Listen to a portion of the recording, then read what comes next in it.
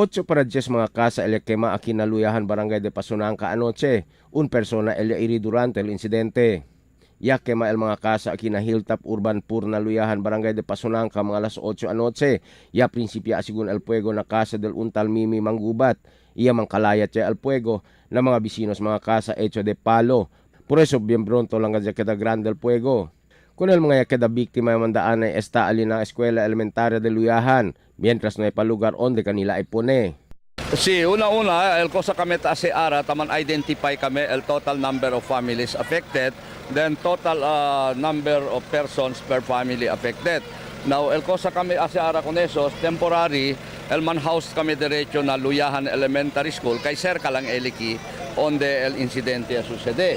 Now, in terms of assistance, el procura kami busca manera pakilaya man provide con esos comida, temporary shelter di ila, otro mga necesidad, while other government agencies coming in para ayuda también kanila. Now, considerando el tiempo de siya sucede, esikat ora ta prepara comida, naturalmente, te expecta kita con esos kay kun hambre sos. So, el barangay, el procura busca manera, pakilaya man provide anay kanila temporaryo.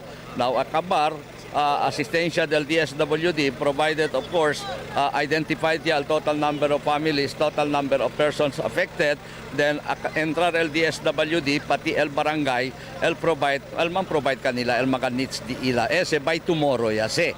Ya iri na supyas este si Jimboy Sakala, 25 años residente de alina lugar. Ya ayuda lang daw ele apaga con el puego na casa del subisinos. Ya puede ele pisa con el quebrao botella.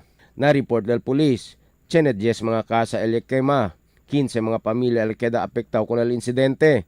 Bombero na pwede darle detalles si pakilaya sa prinsipyo al quema y si cuánto el valor del destrozo na puego. Emil Tuban, Dateline Zamboanga.